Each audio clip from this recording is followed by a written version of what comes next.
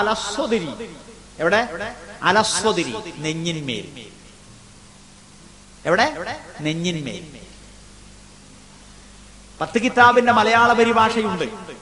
പൊന്നാനി അബ്ദുൽ അസീസ് മുസ്ലിയാർ എഴുതിയതാണ്, പരിഭാഷപ്പെടുത്തിയതാണ്. അതിൽ നെഞ്ഞിലേക്ക് താഴ്ത്തുക എന്നാണ്. എവിടേക്ക്? നെഞ്ഞിലേക്ക് താഴ്ത്തുക. മുസ്ലിയാക്കന്മാർ ഇത് കണ്ടിട്ടില്ലേ? 10 കിതാബിന്റെ മലയാള പരിഭാഷക്ക് 30 റുപ്യ വരെ ഉള്ളു. എത്ര? 30 റുപ്യ. കുറെ പേജ് ഉണ്ട്. അതൊന്ന് വായിച്ചു നോക്കണം. എന്നിട്ട് നാട്ടുകാർക്കൊന്ന് കാണിച്ചു കൊടുക്കണം. മനസ്സിലായില്ലേ? നബി സല്ലല്ലാഹു അലൈഹി വസല്ലം അങ്ങനെ നിസ്കരിച്ച് കാണിച്ചു. ഫാത്തിഹ ഓതും, വജ്ജഹ്തു ഓതും, അല്ലെങ്കിൽ അല്ലാഹുമ്മ ബഅദ് ബൈനി. ഫാത്തിഹ ഓതുമ്പോ ഉറക്കെ പറയല് അൽഹംദുലില്ലാഹി റബ്ബിൽ ആലമീൻ മുതലാണ്. ബിസ്മിണ്ട് മെല്ലെയാണ്.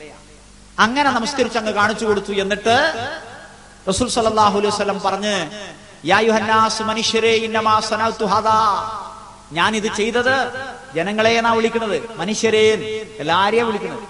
ഇന്നമാ സനഅതു ഹദാ, ഞാൻ ഇത് ചെയ്തത് ലിതഅ്തമൂ ബി, നിങ്ങൾ എന്നെ പിൻപറ്റാൻ വേണ്ടിയാണ്. വലിതഅല്ലമു സ്വലാത്തി, എന്റെ നമസ്കാരം നിങ്ങൾ പഠിക്കാൻ വേണ്ടിയാണ്. എന്തിനാണ്? എന്റെ നമസ്കാരം നിങ്ങൾ പഠിക്കാൻ വേണ്ടിയാണ്. എന്തിനാ പഠിക്കുന്നത്? പ്രാവർത്തികരിക്കാനല്ലേ. നബി നിസ്കരിച്ചത് നബി പഠിപ്പിച്ചു കൊടുക്കാം, സഹാബത്തൊക്കെ പഠിക്കുക. എന്നിട്ട് ഓല് വേറെ ഏതെങ്കിലും കോലത്തിൽ നിസ്കരിക്കല അല്ല. അപ്പൊ സഹാബിമാർക്ക് നബി പഠിപ്പിച്ചു കൊടുത്തത് അവർ പഠിച്ചോ? പഠിച്ചു. അതവര് മറ്റുള്ളവർക്ക് പറഞ്ഞു കൊടുത്തോ? പറഞ്ഞു കൊടുത്തു. അത് റെക്കോർഡിലുണ്ടോ? ഉണ്ട്. എന്നാ നമ്മൾ എങ്ങനെയാ നിസ്കരിക്കേണ്ടത്? സല്ലൂ കമാ റഅയ്തുമുനി ഉസല്ലി, ഞാൻ എങ്ങനെ നമസ്കരിച്ചു എന്ന് നിങ്ങൾ കണ്ടോ, അങ്ങനെ നിങ്ങൾ നമസ്കരിക്കുന്നു. അപ്പോ മുഹമ്മദുർ റസൂലുള്ളാഹി എന്ന് പറയുന്ന ഒരാൾ ശാഫി മദ്ഹബാകാൻ പാടുണ്ടോ? ഹനഫിയാകാൻ, ഹംബലിയാകാൻ, മാലിക്കിയാകാൻ പാടുണ്ടോ? ഇല്ല. മൗദൂദിയാകാൻ പാടുണ്ടോ? ഇല്ല. സുറൂറിയാകാൻ പാടുണ്ടോ? ഇല്ല. അതെന്താ സുറൂറി? അത് അങ്ങനെ ആയാലും ഇങ്ങനെ ആയാലും വലിയ കുഴപ്പമൊന്നുമില്ല, നമ്മളൊക്കെ മുസ്ലിമായ മതി. അതാ, അങ്ങനെ പറ്റുമോ? ഇല്ല. മുസ്ലിം ആകാനാണ് റസൂലുള്ളാഹിയെ അയച്ചത്. നമ്മൾ മുസ്ലിം ആകാൻ അള്ളാഹു മുഹമ്മദ് നബി സല്ലല്ലാഹു അലൈഹി വസല്ലം അയച്ചത് തല്ലുള്ളാനല്ല. വിഷമിച്ച്, കഷ്ടപ്പെട്ട്, വേദനിച്ച്, നഷ്ടപ്പെട്ട് ഹിജറ ചെയ്ത് 23 കൊല്ലം ഒരുപാട് വേദനകൾ, യാതനകൾ അനുഭവിച്ചത് എന്തിനാ? നമ്മളെ പഠിപ്പിക്കാനാണ്, നമ്മളെ മനസ്സിലാക്കി തരാനാണ്. അതെന്തിനാ? നമുക്ക് സ്വർഗം ലഭിക്കാനാണ്, അല്ലേ?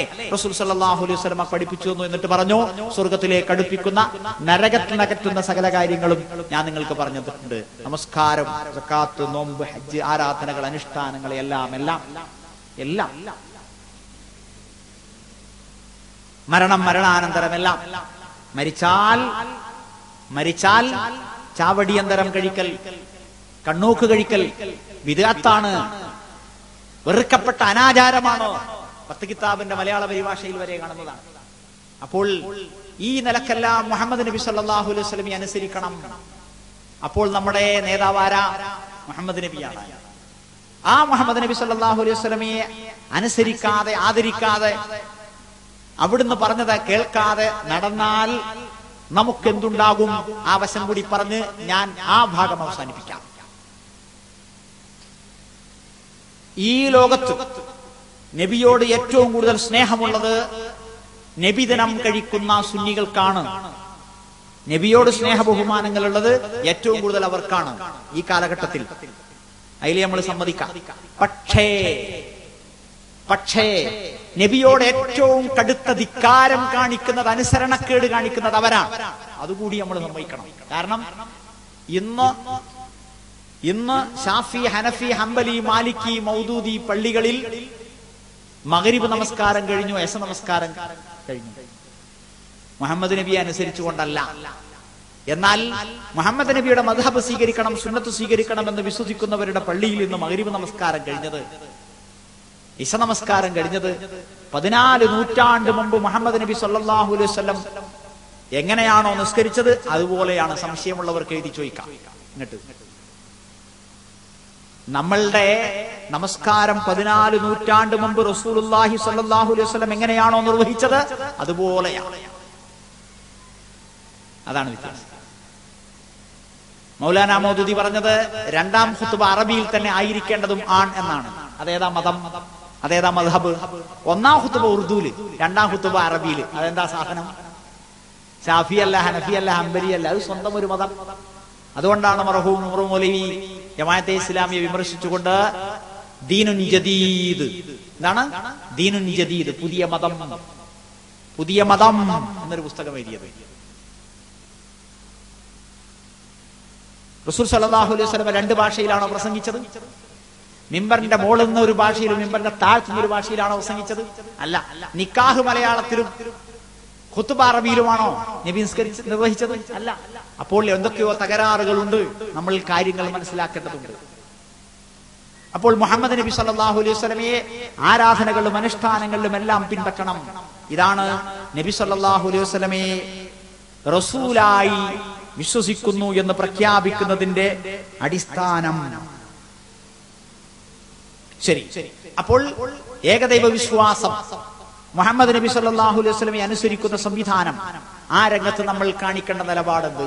അപ്പൊ ലോകത്തുള്ള മുഴുവൻ വിശ്വാസികൾ, അവരുമായുള്ള ബന്ധം, അവരുമായുള്ള സഹകരണം, അവരുടെ കൂട്ടത്തിലുള്ള പ്രവർത്തനം, അതെല്ലാം. ഇനി നമ്മുടെ രംഗം നമ്മുടെ വീടാണ്. നമ്മുടെ എല്ലാവരുടെയും സ്വപ്നമാണ് വീട്. ഏറ്റവും വലിയ പ്രാഥമിക ആവശ്യമാണ് വീട്. 65 ലക്ഷം കുടുംബങ്ങളുടെ നമ്മുടെ നാട്ടിൽ എത്ര ആളുകൾക്ക് വീടുണ്ട്? ആ വീടിനോടുള്ള നമ്മുടെ നിലപാടെന്തായിരിക്കണം? വീടുണ്ടാക്കുന്നതിൽ, വീട് പരിപാലിക്കുന്നതിൽ, വീട്ടിന്റെ ഉള്ളിൽ ഉള്ള സംവിധാനങ്ങളിൽ നമ്മുടെ നിലപാടെന്തായിരിക്കണം? നബി സല്ലല്ലാഹു അലൈഹി വസല്ലം പറഞ്ഞു, നിനക്കൊരു വിരി, നിനക്കൊരു വിരിപ്പ്, നിനക്കൊരു ബെഡ്, നിന്റെ കുടുംബത്തിനൊരു ബെഡ്, നിന്റെ വിരുന്നുകാർക്കൊരു ബെഡ്, അതിനപ്പുറത്തുള്ളത് പിശാചിന് എന്നാണ്. ചെകുത്താന് ബെഡുകൾ ഒരുക്കി വെച്ച ചങ്ങാതിമാർ നമ്മുടെ കൂട്ടത്തിൽ ഉണ്ടോ? ഇല്ലേ? പൊടി പിടിച്ചു കിടക്കുന്ന ഫർണിച്ചർ ഉണ്ടോ? ഉപയോഗശൂന്യമായ, ഉപയോഗിക്കുന്നില്ലാത്ത മേശകളും കസേരകളും കിടക്കകളും കട്ടിലുകളും റൂമുകളും ഉണ്ടോ? എങ്കിൽ അത് പിശാചിനുള്ളതാണ്. അത് അള്ളാഹുവിന് കൊടുക്കണം. പിശാച് തമ്പടിച്ചിരിക്കുന്നു, താവളമടിച്ചിരിക്കുന്നു, അത് കൊടുക്കണം. നമ്മളെ സാധാരണ വീടുകൾ ഉണ്ടാക്കും പല ജാതി ജാടകളുണ്ട്. ചിലരറിയാതെ ചെയ്യുന്ന, ചിലർ അറിഞ്ഞുകൊണ്ടാണ്. ഷോവാള്, ഷോക്കേസ്, അല്ലേ? ആള് കാണാൻ വേണ്ടി. ആളല്ല, നമ്മളാ കാണുന്നത്. നമുക്ക് വേണ്ടിയുള്ളതാണ് വീട്. വൃത്തിയുണ്ടാകണം, അത് എല്ലാവർക്കും വേണ്ടിയും വേണ്ടി. ബാക്കിയുള്ളത് നമ്മുടെ ആവശ്യത്തിന് വീട്. നല്ല വീട് ഇസ്ലാം അംഗീകരിച്ചതാണ്. നല്ല ഭാര്യ, നല്ല ഭാര്യ എന്ന് പറഞ്ഞാൽ എന്താണോ അതാണ് നല്ല വീട് എന്ന് പറഞ്ഞാലും. നല്ല വാഹനം, നല്ല വാഹനം, നല്ല വീട് എന്ന് പറയുമ്പോൾ നമ്മൾ അങ്ങനെ ഒരുപാട് വലുതാക്കുന്നുണ്ടല്ലോ. നല്ല ഭാര്യ എന്ന് പറഞ്ഞാൽ ഇതൊക്കെ നബി പറഞ്ഞ മർക്കബുൻ ഹസൻ, ബൈത്തുൻ ഹസനുൻ, സൗജത്തുൻ ഹസനത്തുൻ ഒക്കെ ഒരേമാതിരി പറഞ്ഞ. ശരി, നല്ല ഭാര്യ എന്ന് പറഞ്ഞാൽ എന്താ? എപ്പോഴാ നല്ല ഭാര്യയാണ്? ഭാര്യയായി കഴിഞ്ഞതിന് ശേഷം അല്ലേ? അതിനുമ്പോ നല്ല പെണ്ണിട്ടോ പറയും ചിലപ്പോ. നല്ല പെണ്ണാണല്ലോ എന്ന് പറയും. എന്താ അതിനർത്ഥം? നല്ല പെയിന്റ് ആണല്ലോ. അല്ലെങ്കിൽ ഓളറിയോ? വൈക്കൂടെ നടന്നു പോണ പെണ്ണിനെ നമ്മളറിയോ? ഇല്ല. പിന്നെന്താ പറയണത്? നല്ല പെയിന്റ് ആണല്ലോ, അല്ലേ? അതാണോ നല്ല പെണ്ണ്? അല്ല. പിന്നെയോ? പറഞ്ഞാൽ അനുസരിക്കുന്നു. എന്താ നല്ല പെണ്ണിന്റെ സ്വഭാവം? പറഞ്ഞാൽ അനുസരിക്കുന്നു. എന്ത് പറഞ്ഞാ? നമ്മൾ ചോറിക്കല്ലേ എന്ന് പറഞ്ഞാൽ അനുസരിക്കുന്നതാ? കിടക്കല്ലേ എന്ന് പറഞ്ഞാൽ അനുസരിക്കുന്നതാ? അല്ല. ഓക്ക് ഇഷ്ടമുള്ളതാകട്ടെ അല്ലാത്തതാകട്ടെ ഭർത്താവ് കൽപ്പിച്ചാൽ അനുസരിക്കുന്നു. പിന്നെ ഇതാണ് അവളെ നോക്കുമ്പോത്തിന് എനിക്ക് സന്തോഷം ഉണ്ടാവും. കല്യാണം കഴിഞ്ഞിട്ടുള്ള കാര്യമായി പറഞ്ഞു കേട്ടോ. കല്യാണം കഴിഞ്ഞാൽ ഭാര്യയായി, പെണ്ണല്ല. അപ്പോൾ ഭാര്യയും ഭർത്താവും തമ്മിലുള്ള കൂട്ടുകുടുംബ ജീവിതത്തിൽ അനുസരണത്തിന്റെയും പണക്കത്തിന്റെയും ഇണക്കത്തിന്റെയും സന്തോഷത്തിന്റെയും അങ്ങനെയുള്ള സുഖ സൗകര്യങ്ങളുടെയും എല്ലാം ജീവിതത്തിൽ മുന്നോട്ട് പോകുമ്പോൾ ഓളെ കാണുമ്പോ സന്തോഷം ഉണ്ടാകണമെങ്കിൽ പെയിന്റ് വേണോ? നല്ല സുന്ദരിയായൊരു പെണ്ണാണ് ഭാര്യ എന്ന് വിചാരിച്ചോളി, ഒന്നായിട്ടാണ് പൊള്ളി, എന്നാലോ അവളെ കാണുമ്പോ സന്തോഷം നഷ്ടപ്പെടുവോ? ഇല്ല. എന്നുണ്ടെങ്കിൽ നല്ല ഭാര്യ എന്ന് പറഞ്ഞാൽ എന്താ നമ്മൾ പറ? അവിടെ കാര്യം. എമ്പാടും സർവ്വ ആഭരണങ്ങൾ കൊണ്ട് ഭൂഷിതയായി കമനീയമായി ചമഞ്ഞൊരുങ്ങി കാറും നൂറുമായിട്ടാണ് വന്നത് എന്നതുകൊണ്ട് സന്തോഷം ഉണ്ടാവുമോ? ഇല്ല. അതൊന്നുമില്ലാത്ത കടത്തിണ്ണയിൽ കടന്നുറങ്ങുന്നവർക്ക് സന്തോഷമില്ലേ? ഉണ്ട്. അപ്പോൾ കാണുമ്പോ സന്തോഷം ഉണ്ടാകുക, പറഞ്ഞാൽ അനുസരിക്കുക.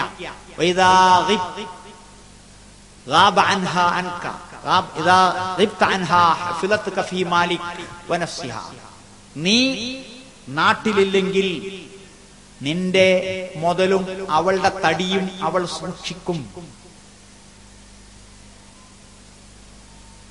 ബാപ്പ വീട്ടിലുണ്ടാകുമ്പോ ഫർണിച്ചറൊക്കെ റെഡിയാ, മേശയും കസേരയും ഒക്കെ വൃത്തി ഉഷാറായിട്ട് ഒക്കെ ഓളിങ്ങനെ ഉഷാറായി നോക്കും. ബാപ്പാണ് പോയാ പിന്നെ കുട്ടികളെ അങ്ങോട്ടും ഇങ്ങോട്ടും ആക്കുമ്പോ ഓള് കണ്ണില്ല. എന്തെങ്കിലും ഉണ്ടാവുമ്പോ ഓള് പറയും ബാപ്പാണ്ട് വരട്ടെ. അപ്പോ കുട്ടികളെ മനസ്സിലെന്തായി? ഒരു കൊത്താമ്പി, ഒരു രാക്ഷസൻ, ഞങ്ങളുടെ കളികളും വിനോദങ്ങളും ഒന്നും നടക്കാൻ അനുവദിക്കാത്ത ഒരു രാക്ഷസൻ വരാൻ പോണ്ട്. അതാണ് തന്ത അല്ലേ? വാപ്പ വരാനായി 5 മണി, മേശിൻ കസേരൊക്കെ ശരിക്കില്ലടാ എന്ന് പറയും. അപ്പൊ ഓൾക്ക് കള്ളത്തരം നല്ലോണം പടിഞ്ഞ്. ഇതാണോ? അല്ല. മൂപ്പരിങ്ങനെ ജാതകസേരിയിൽ അവിടെ ഇരിക്കുമ്പോ ഓള് കാണാൻ അവിടെ ഒരു തേങ്ങ വീണ ഓടിച്ചെന്ന് എടുത്തോണ്ടിരുന്നു. മൂപ്പരില്ലാത്ത കാലാണെങ്കിൽ ആ തേങ്ങ 10 ദിവസത്തോടെ കിടക്കും എന്നാണോ? അല്ല. ആ കൂട്ടത്തിലൊരു കാര്യം പറയാം. സാധാരണ കരിച്ചലും പൊരിച്ചലും വേവിക്കലും തിളപ്പിക്കലും ഒക്കെ എന്താ മാപ്പിള ഉണ്ടാവുമ്പോൾ ആ പെരിയില്, ഇല്ലെങ്കിലോ അതൊരു കഞ്ഞിന്റെ വെള്ളം താളിച്ചല് അല്ലെങ്കിൽ പയതെടുത്തത്.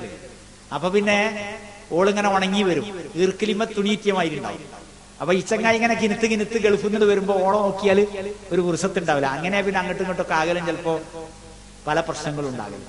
അതല്ല, ഓണില്ലാത്തപ്പോൾ ഓളെ തടി കാക്കണം എന്നുള്ളതിന്റെ ഒരു വശം, ആവശ്യത്തിന് നല്ല ഭക്ഷണമൊക്കെ കഴിക്കണം. രണ്ടാമത്തെ വിഷയം, ആരെയും തൊടാനേക്കരുത്. വിലക്കാരോ ഡ്രൈവർമാരോ അയലോക്കക്കാരോ നാട്ടുകാരോ കൂട്ടുകാരോ ഭർത്താവിന്റെ സഹോദരങ്ങളോ ആരായാലും ശരി തൊടാനേക്കരുത്. ഒരു ദൂരം പാലിച്ചു നിൽക്കണം. ആ രീതിയിൽ. അപ്പൊ നല്ല ഭാര്യ എന്ന് പറഞ്ഞാൽ എന്താണ്? അപ്പൊ നല്ല വീട് എന്ന് പറഞ്ഞാൽ എന്താ? നല്ല വീട് എന്ന് പറഞ്ഞാൽ എന്താണ്? ഒരു ചെറിയൊരു വീട് നല്ലതാവൂലേ? ഒരു കൊട്ടാരമേ നല്ലതാവൂ? അല്ല. അപ്പൊ നല്ല വീട് എന്ന് പറഞ്ഞാൽ നമ്മുടെ കാര്യങ്ങൾക്ക് ഉതകുന്ന, നമുക്ക് ഉറക്കം കിട്ടുന്ന, നമുക്ക് സമാധാനം ലഭിക്കുന്ന, നമുക്ക് മടങ്ങി വരാൻ തോന്നുന്ന സ്ഥലം. ആ വീടുണ്ടാകണമെങ്കിൽ എന്ത് വേണം? കല്ല് വേണം. കല്ലെന്നെ വേണോ? പരമ്പ് വരെ മതി. ഓടെന്നെ വേണോ? പുല്ലെന്നെ വേണോ? കമ്പിയെന്നെ വേണോ? ആംഗിളറും പട്ടയും സിമെന്റും വെള്ളമൊക്കെ വേണോ? ഒരു ടെന്റായാലോ? ഒക്കെ മതി. അപ്പോൾ പിന്നെ എന്താ വേണ്ടത്? അടിയന്തരമായും അടിസ്ഥാനപരമായും അതിന് വേണ്ടതെന്താ? അതാണ് അള്ളാഹു വീടിനിട്ട പേരിന്റെ അർത്ഥം ചിന്തിക്കുമ്പോ മനസ്സിലാകുക. എന്താ? ബൈത്തുൻ എന്ന് പറഞ്ഞാൽ എന്താ അർത്ഥം? കിടന്നുറങ്ങുന്ന സ്ഥലം എന്നാ. ദാറുൻ, ചുറ്റും വേലി കെട്ടിയ സ്ഥലം. മൻസിലും, ഇറങ്ങി വരുന്ന സ്ഥലം. അതൊക്കെ അറബി ഭാഷയിൽ പെരന്റെ പേരാ. എന്നാൽ അള്ളാഹ് വേറൊരു പേരിട്ടിരിക്കണ്, മസ്കൻ. അതെന്താ? അടക്കുന്ന സ്ഥലം, മടങ്ങിച്ചെല്ലേണ്ട സ്ഥലം, സമാധാനം നൽകുന്ന സ്ഥലം. അപ്പോ പെരന്റെ അനിവാര്യത എന്താണ്? അതാരാണ്? കല്ലാണോ, സിമന്റാണോ, പുല്ലാണോ, ഓടാണോ, ഓലയാണോ? അതൊന്നും അല്ല. പിന്നെയോ സൂറത്ത് റൂമിൽ എന്താ അള്ളാഹ് പറഞ്ഞത്?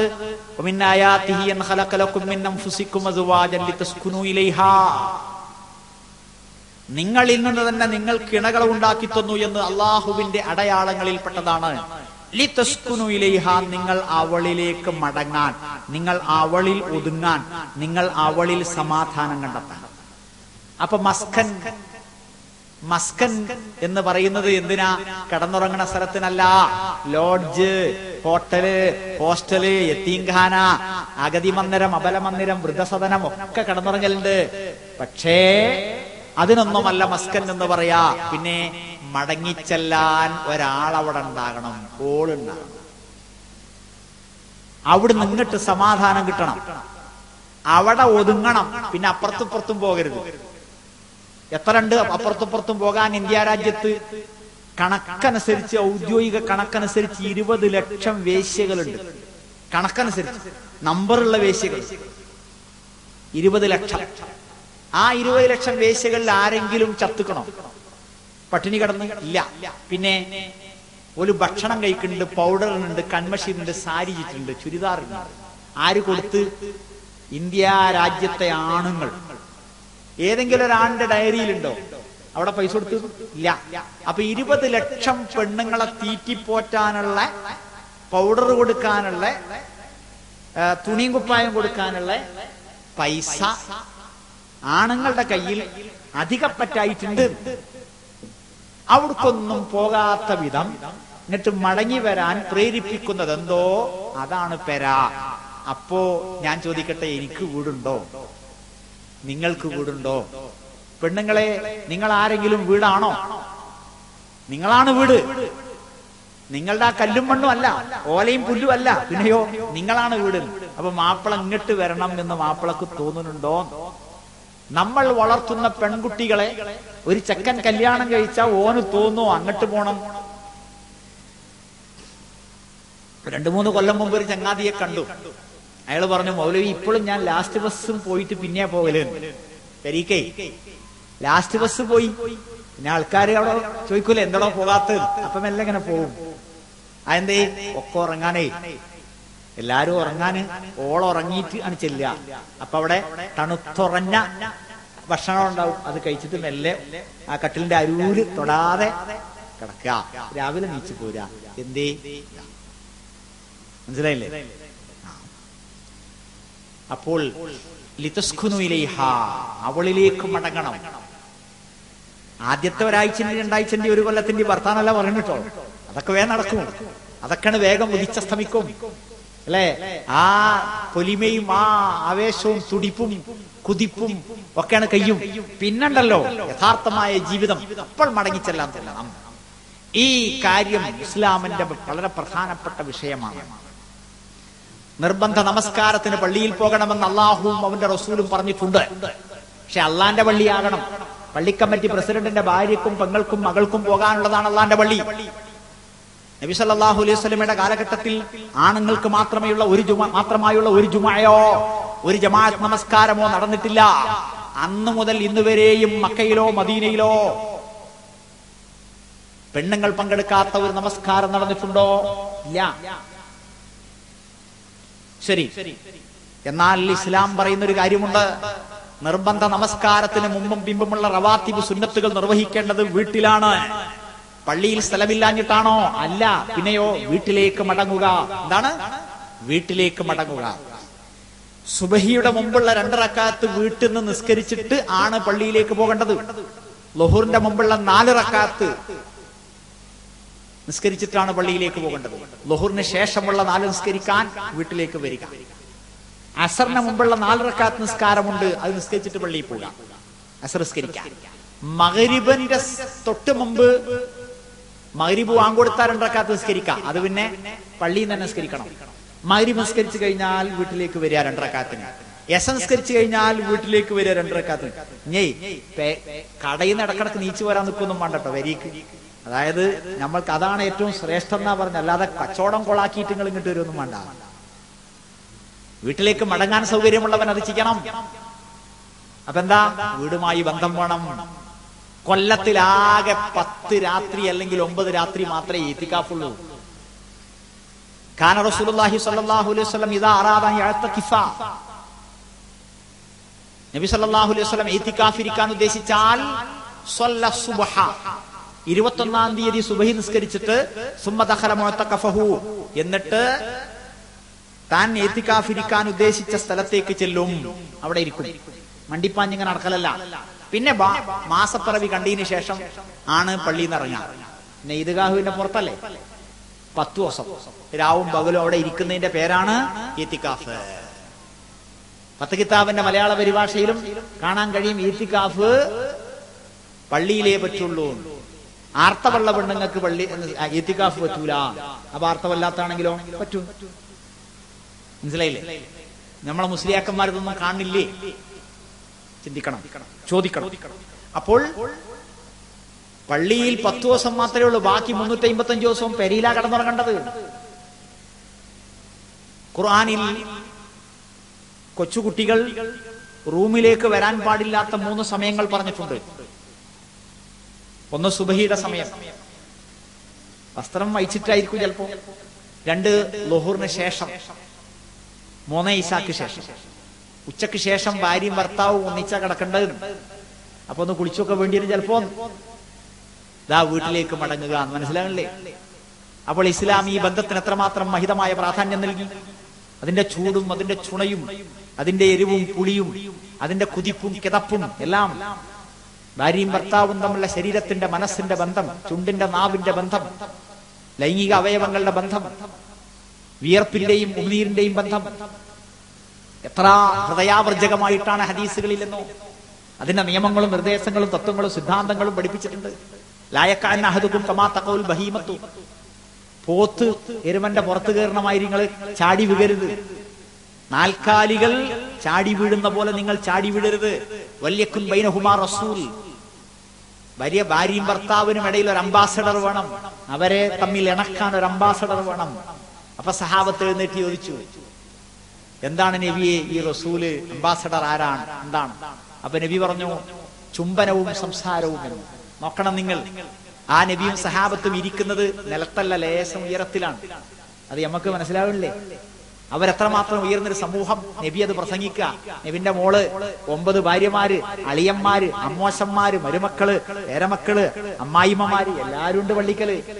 എന്നിട്ട് അതിനൊരാൾ നീച്ചെന്ന് ചോദിക്കുക, നബി അത് പറയും ചെയ്യുക. കാരണം എന്താണ്? ഇത് ലജ്ജയില്ലാത്ത വർഗമാണോ? അല്ല. പിന്നെയോ ഏറ്റവും കൂടുതൽ അസദ്ദുന്നാസി ഹയാഅൻ, ഏറ്റവും വലിയ ലജ്ജയുള്ളവരായിരുന്നു റസൂലുള്ളാഹ്. പക്ഷേ ഒരു ഭാര്യയ്ക്ക് ഭർത്താവിനെ മടുക്കരുത്, ഒരു ഭർത്താവിന് ഭാര്യയെ മടുക്കരുത്. അവളുടെ വൃത്തിബോധം, ബ്രഷ് ചെയ്യൽ സ്വഭാവം, വായനാട്ടം ഒഴിവാക്കൽ, അവന്റേത് ഒഴിവാക്കൽ, ഇതെല്ലാം ആളുകൾക്ക് മനസ്സിലാകണം. ഓന്റെ ആവശ്യം കഴിഞ്ഞ് ഓൻ നീച്ചു പോകലല്ല. പിന്നെയോ ഓന്റെ ആവശ്യവും അവളെ ആവശ്യവും കൂടി ഒന്നിച്ചാകണം. ഒരേ രീതിയിൽ മൂർച്ച സംഭവിക്കണം, ഒരേ രീതിയിൽ ആത്മസംതൃപ്തി ഉണ്ടാകണം, ശാരീരിക സംതൃപ്തി ഉണ്ടാകണം. എന്നും മനുഷ്യൻ ഫ്രഷ് ആയിരിക്കണം, എന്നും മനുഷ്യൻ സന്തുഷ്ടനായിരിക്കണം. അപ്പൊ അങ്ങോട്ട് വരാൻ തോന്നണം. അപ്പൊ അങ്ങാടിയിൽ കലഹണ്ടാവോ? അങ്ങാടിയിൽ കാരം ബോർഡ് കളിക്കോ? അങ്ങാടിയിൽ കല്ല് കളിക്കോ, ഷീട്ട് കളിക്കോ, കുത്തു കളിക്കോ, കച്ചറുണ്ടാക്കോ, കത്തി കുത്തു കളക്കോ? ഇല്ല, സമയമല്ല നമുക്ക്. കാരണം ആവശ്യം കഴിഞ്ഞാൽ പോരുക, ആവശ്യത്തിന് മാത്രം അങ്ങാടി പോവുക, അല്ലേ? സുന്നത്ത് നിസ്കരിക്കാൻ പെരിയിൽ പോണം എന്ന് പറഞ്ഞാൽ പിന്നെ എന്താ കഴിഞ്ഞില്ലേ? പിന്നെ അങ്ങാടിയിലാണ്. വീഡിയോ കോലായ്മയില്, കടത്തിണ്ണകളില്, ഓവുപാലങ്ങളിലൊക്കെ വെറുതെ കുത്തിയിരിക്കുന്ന ശബ്ദന്മാരുണ്ടല്ലോ, ഇറക്കി വിടി അവിടുന്ന്, വീട്ടിലേക്ക് മടങ്ങണം. വാൽമീകി മഹർഷി, നിങ്ങൾക്കാകാൻ പറ്റുമോ, എനിക്കാകാൻ പറ്റുമോ? എന്താ അങ്ങനെ അനങ്ങണില്ല. കുറെ കാലം അങ്ങനെ വന്നപ്പോ ചെതല് വന്നു മൂടി. വാൽമീകി എന്ന് പറഞ്ഞാ എന്താ? ചെതല് വന്നു മൂടി. പറ്റുമോ? കയ്യോ? ഇല്ല. അവരോട് പടച്ചോൻ പറഞ്ഞു, ഇങ്ങോട്ട് വരികടാ, ഒരു പെണ്ണിട്ടീൻ.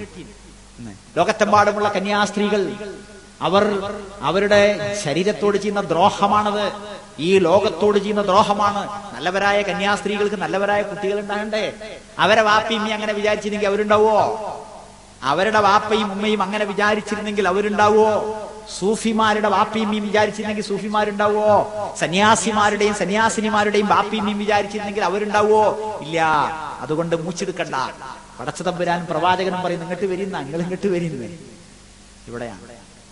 ഇനി വരുന്ന ആളായ കാണാൻ ഞങ്ങളെ നാട്ടിൽ കൂടെ അങ്ങനെ ഊട്ടിക്ക് കുറെ പൂവാലന്മാര്, ചട്ടമ്പികള്, ഉമാരന്മാര്, പെണ്ണുങ്ങളെയൊന്നും കൂട്ടാതെ, ഉമ്മാനെയോ പെങ്ങളെയൊന്നും കൂട്ടാതെ കാണാൻ ജീപ്പിൽ ഇങ്ങനെ പറക്കണേ. എങ്ങട്ടാ? ഊട്ടി കാണാനാ.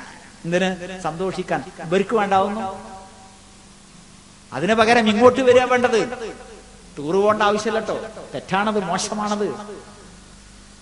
അതിനെപ്പറ്റി പറയാം ഒരു മിനിറ്റ്. എന്താ? ചില ആൾക്കാരൊക്കെ പറയും, ലോകം കാണണം എന്ന് അള്ള പറഞ്ഞിട്ടില്ലേ? എവിടെ അള്ള പറയുന്നു? നമ്മൾ വിചാരിച്ച മാതിരി അള്ളാന്റെ പറച്ചില്. ഭൂമിയിൽ നിങ്ങൾ സഞ്ചരിക്കുവീൻ എന്ന് പറഞ്ഞിട്ടില്ലേ? ഉണ്ട്. ഫവൈലുൽ മുസല്ലി, നിസ്കരിക്കുന്നവർക്ക് നാശം എന്ന് പറഞ്ഞിട്ടില്ലേ? ഉണ്ട്. അവനെന്താ? ഒന്നുമില്ല, അതിന്റെ ബാക്കി ഓതിയാ മതി. അബൂനവാസ് എന്ന ഇബ്ലീസ് പറഞ്ഞത്, ഖലീഫയുടെ കൊട്ടാരത്തിന്റെ മട്ടുപ്പാവിൽ കയറി നിന്ന് അബൂനവാസ് എന്ന കവി പാടിയത്,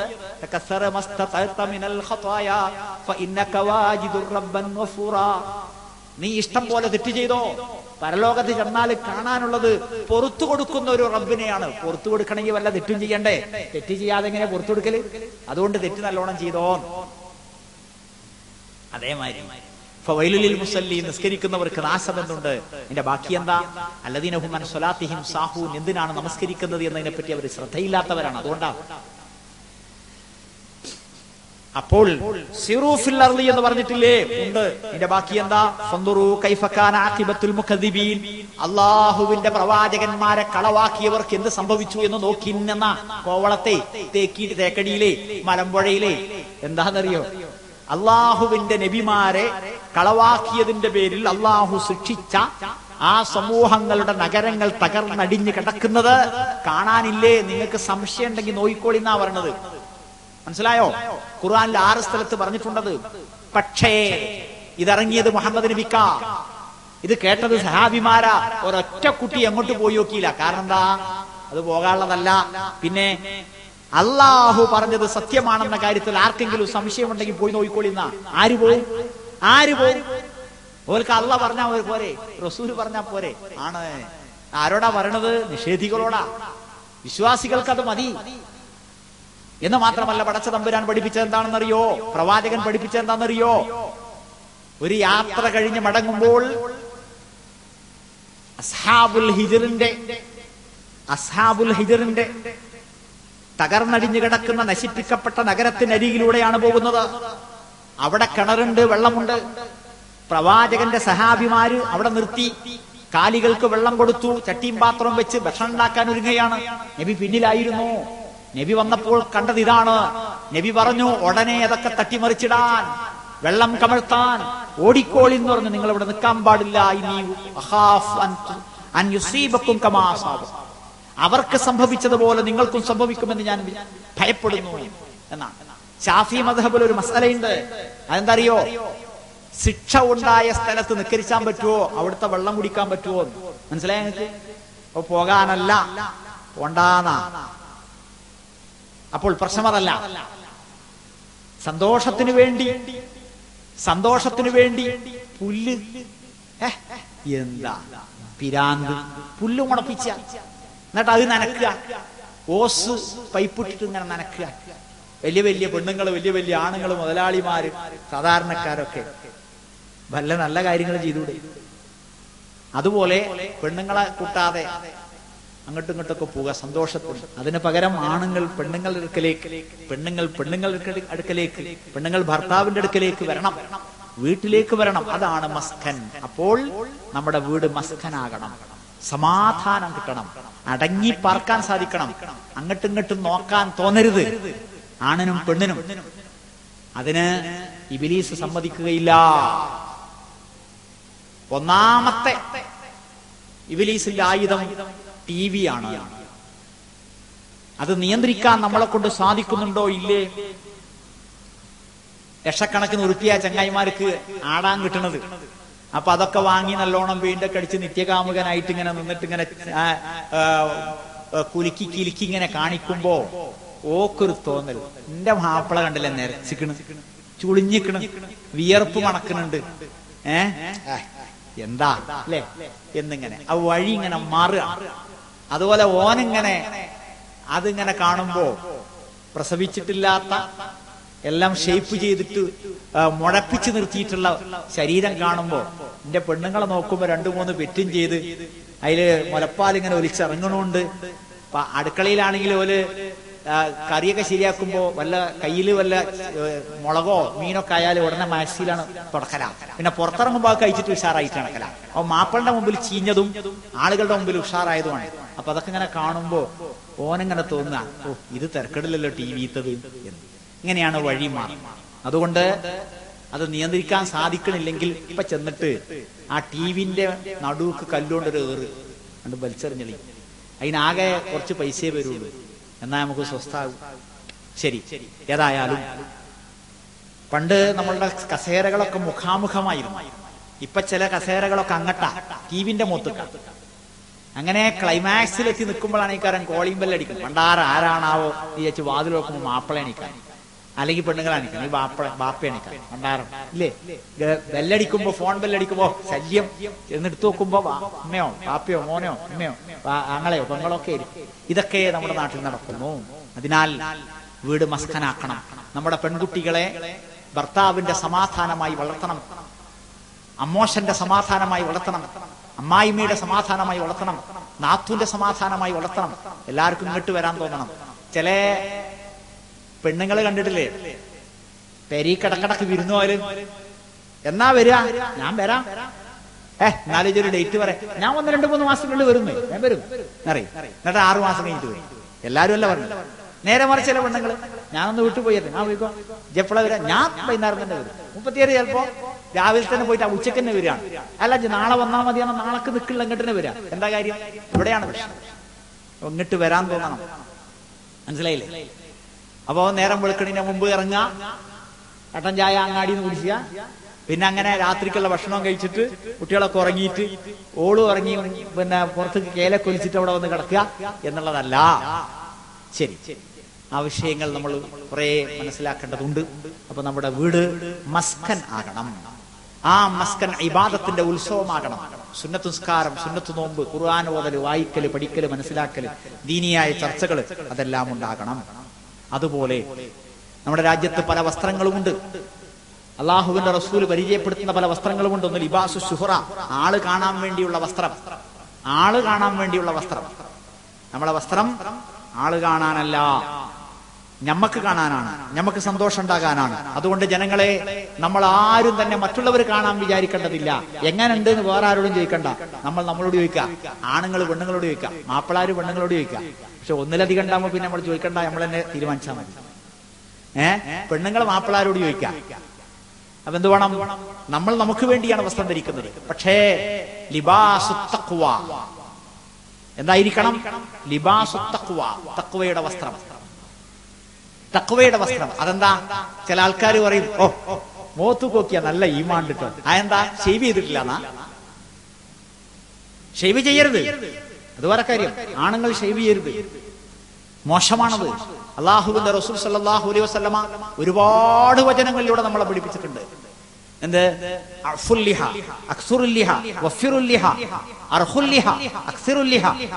താടി വളർത്തണം, താടി മുഴുവനാക്കണം, താടി വലുതാക്കണം, താടി താഴ്ത്തിടണം, മീശ ചെറുതാക്കണം.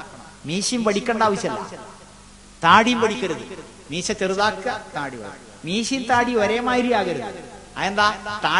താടി വളർത്താനും മീശ ചെറുതാക്കാനുമാണ്. താടിയിലാണോ ഇസ്ലാം മതം ചോദിക്കും. പിന്നെ അല്ല, എന്നാ അതിലാ ഇസ്ലാം മതം അല്ല, ഇതിലാ ഇസ്ലാം മതം, ഒന്നിലും അല്ല. അതാണോ? ഇവിടെ താടിയാണ് ഇസ്ലാം എന്നാരെങ്കിലും പറയുന്നുണ്ടോ? ഇല്ല. താടി വേണം, റസൂലിനെ അനുസരിക്കണം. താ ഉണ്ട് ചിലർക്ക്. എന്താ? താടിയൊന്നുമില്ല, എന്നാലും താടി ഉണ്ടോ ഇല്ലേന്ന് ചോദിച്ചാൽ ഇല്ല എന്നാരും പറയാതെക്കാൻ വേണ്ടിയുള്ളത് അതല്ല. താ അല്ല വെക്കേണ്ടത്, താടിയാണ്. കല്യാണത്തിന്റെ തലേന്ന് വരെ നല്ല സുന്ദരമായ താടി ഉണ്ട്, പിറ്റേന്ന് താടിയില്ല. കാരണം ഇബ്ലീസ് കൂടെ കടന്ന്. ആരാ ഇബ്ലീസ്? പെണ്ണ് അല്ലേ? അങ്ങനെ ആകരുത്. നമ്മൾ അള്ളാഹുവിന് വേണ്ടിയാകണം താടി വെക്കണത്. അത് ഭാര്യ വന്നാൽ മുറിയുന്നതല്ല, പോകുന്നതല്ല. അത് അങ്ങനെ നബി സല്ലല്ലാഹു അലൈഹി വസല്ലമ മുടി മുതൽ അടി വരെയുള്ള വേഷവിധാനങ്ങളെ പറ്റി കൃത്യമായി പറഞ്ഞു തന്നിട്ടുണ്ട്. പെണ്ണുങ്ങൾ തലമറക്കണം, ആണുങ്ങൾ തലമറക്കണമെന്ന് എവിടെയും പറഞ്ഞിട്ടില്ല. തലമറക്കാം, കുഴപ്പമില്ല. പക്ഷേ നിർബന്ധമായും സുന്നത്തായും പറഞ്ഞ ചില കാര്യങ്ങളുണ്ട്. പാറിപ്പറന്ന തലമുടി പാടില്ല. പാറിപ്പറക്കുമെങ്കിൽ എണ്ണ തേക്കണം. എണ്ണ തേക്കാൻ പറ്റില്ലെങ്കിലോ മുടി ചെറുതാക്കണം, ഒതുക്കണം. അല്ലെങ്കിൽ പിന്നെ തലമറച്ചോളി. അതാണ്. എണ്ണയിടണം, അല്ലെങ്കിൽ മുടി ചീകണം, ഒതുക്കണം. അത് നബി പറഞ്ഞിട്ടുണ്ട്. ആർക്കെങ്കിലും മുടി ഉണ്ടെങ്കിൽ അത് ശരിക്ക് വളർത്തണേ. മുടി വെക്കുന്നുണ്ടെങ്കിൽ അത് ശരിക്ക് വളർത്തണം, അതിനോട് ബഹുമാനിക്കണം. അതങ്ങനെ. താടി വളർത്തണം, മീശ ചെറുതാക്കണം. പിന്നെ ആണുങ്ങൾ ഞെരിയാണിക്ക് താഴെ വസ്ത്രം ധരിക്കാൻ പാടില്ല. പല ആളുകളുടെയും ഞെരിയാണിക്ക് താഴെ വസ്ത്രമുണ്ട്. അതുകൊണ്ട് ഇപ്പൊ തന്നെ പാന്റ് കയറ്റിയെടുക്കുക. നിക്കരിക്കാൻ പോകുമ്പോഴല്ല, എപ്പോഴും. അത് കയറ്റിയെടുത്താൽ ചിലപ്പോ നിൽക്കൂല. അപ്പൊ എന്ത് ചെയ്യണം? കട്ട് ചെയ്യാം. തുണി എങ്ങനെ എടുക്കലെന്നറിയോ? ചില ആൾക്കാർ തുണി എടുക്കല് ആണ് വാരി വലിച്ചെടുക്കും. അങ്ങനെയല്ല. തുണി വലുതാണെങ്കിൽ തുണി മടക്കി എടുക്കണം, ഇവിടെ മടക്കണം. എന്നിട്ട് ബെൽറ്റ് കെട്ടണം. കാരണം ഞെരിയാണിക്ക് താഴെ വസ്ത്രം ധരിച്ച് നടന്നാൽ ഓന്റെ നിസ്കാരം അള്ളാഹ് സ്വീകരിക്കൂല. പിന്നെന്തിനാ നമ്മൾ നിസ്കരിക്കണം? പിന്നെന്തിനാ നമ്മൾ വസ്ത്രം ധരിക്കണം? നമ്മൾ മുസ്ലിം ആകാനാണ്. അപ്പൊ നമ്മളെ കണ്ടാൽ മനസ്സിലാക്കണം ഇതൊരു മുസ്ലിമാണ്. ഇപ്പൊ തന്നെ ആലോചിക്കുക, എല്ലാ പാന്റ് എടുത്തിട്ട് കട്ട് ചെയ്യണം. അള്ളാഹുവിന്റെ റസൂല് പറഞ്ഞതാണ്. അത് അഹങ്കാരത്തോടു കൂടി ആണെങ്കിലോ അള്ളാഹ് നോക്കന്നല്ല. അഹങ്കാരത്തോടുകൂടി അല്ലെങ്കിലോ നിസ്കാരം സ്വീകരിക്കൂല. ഇപ്പൊ നമ്മളത് കേട്ടിട്ടും അത് ചെയ്യുന്നില്ലെങ്കിൽ അതതിന്റെ വേറെ അഹങ്കാരം. അഹങ്കാരം എന്ന് പറഞ്ഞാൽ എന്താ? പൊട്ടുപൊളിയൊന്നല്ല. അഹങ്കാരം തന്നെ അങ്ങനെ നടക്കലല്ല. അനെയോ ഒരു കാര്യം ഹറാമാണെന്ന് മനസ്സിലായിട്ട് ചെയ്യാതിരിക്കൽ തന്നെ അഹങ്കാരം. ചില ആൾക്കാരുണ്ട്, എത്ര ഉടുത്താലും താന്നു പോകും, കുഴപ്പമില്ല. ബെൽറ്റ് ഉണ്ടെങ്കിൽ പിന്നെ ആ പ്രശ്നം ഉദിക്കണില്ല. ശരി, ഞെരിയാണിക്ക് താഴെ വസ്ത്രം ധരിക്കരുത്. അപ്പൊ ഞെരിയാണി വരെയാകാം, അത്രയേ ഉള്ളൂ. പിന്നെ ഏറ്റവും നല്ല വസ്ത്രം വെള്ളയാണ്. ഏതായാലും തുണിപ്പായ ധരിക്കുകയാണ്. വെള്ള ധരിച്ചാൽ പടച്ചോന്റെ ഒക്കെ ഒന്ന് കൂലിയിട്ടു. വസ്ത്രധാരണത്തിനൊരു കൂലിയുണ്ട്, വെള്ളക്ക് വേറെ കൂലിയുണ്ട്. ഇനി നിങ്ങളൊരു രസം പറയാം, മനസ്സിൽ ഓർമ്മക്കും എപ്പോഴും. അള്ളാഹുവിന്റെ റസൂല് പറഞ്ഞ വസ്ത്രധാരണത്തെ പറ്റിയുള്ള ഒരു ഹദീസിന്റെ പകുതി ലോകത്തുള്ള എല്ലാവരും സ്വീകരിച്ചു. പകുതി കുറച്ചാൾ മാത്രം സ്വീകരിച്ചു. അതേതാ? നബി സല്ലല്ലാഹു അലൈഹി വസല്ലം പറയാണ്, ഇൽബസൂ സിയാബകുമുൽ ബീള, നിങ്ങൾ നിങ്ങളുടെ വെള്ള വസ്ത്രം ധരിക്കുവിൻ, ഫഇന്നഹാ അത്ഹറു അത്യബു, അതാണ് ശുദ്ധം, അതാണ് നല്ലത്, വക്കഫിനൂ ഫിഹാ മൗതാക്കും, അതിൽ നിങ്ങൾ നിങ്ങളുടെ മരിച്ചവരെ പൊതിയിൻ. പൊതിയാന്നെന്നാൽ കഫൻ ചെയ്യാം, അത് റെഡിയാ. ഞാൻ പറയുന്നത് വെള്ള വസ്ത്രം നിർബന്ധമാണെന്നല്ല കേട്ടോ, എല്ലാരും അങ്ങനെ തന്നെ ചെയ്യാവൂ എന്നൊന്നല്ല, അതാണ് ഉത്തമം, സുന്നത്ത്.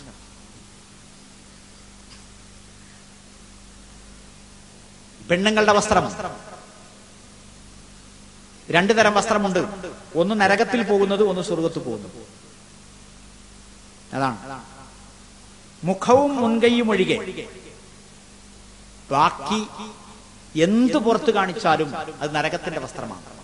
അതുകൊണ്ട് അങ്ങനെ ധരിച്ച ചിലരെ ഇവിടെ കാണുന്നുണ്ട്. അവരിപ്പൊ തന്നെ അത് ഒഴിവാക്കും. ഫുൾ കൈ അല്ലാത്ത മുക്കാ കൈയാണെങ്കിൽ ഉടനെ ചെന്നിട്ട് തീപ്പെട്ടിക്കൊള്ളിയൊക്കെ കത്തിക്കുക. അത് നീളം വെച്ചിട്ട് മാച്ച് ഒക്കെ ഒന്നുമില്ല. അത് വേറെ ആർക്കും കൊടുക്കും വേണ്ട, വേറെ ആർക്കും കൊടുക്കും വേണ്ടത്. മുസ്ലിമായൊരു പെണ്ണിനെ കൊടുക്കാൻ പറ്റൂല മുക്കാ കൈ, ഹാഫ് കൈ.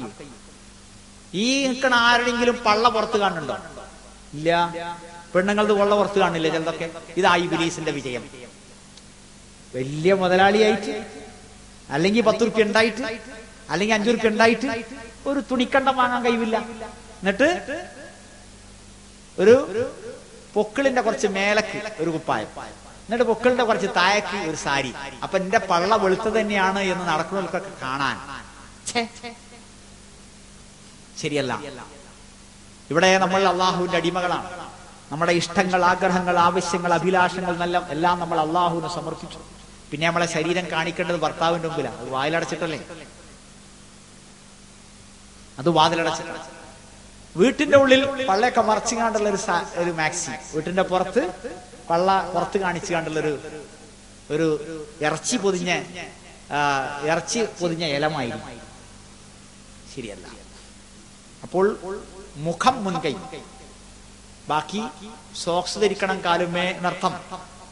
ആണുങ്ങൾക്ക് സോക്സ്, ഷൂ ഒക്കെ ഉണ്ട്, പെണ്ണുങ്ങൾക്ക് ഇല്ലാഞ്ഞാൽ നിങ്ങൾ ആലോചിച്ചു ഇബ്ലീസിന്റെ വിജയം.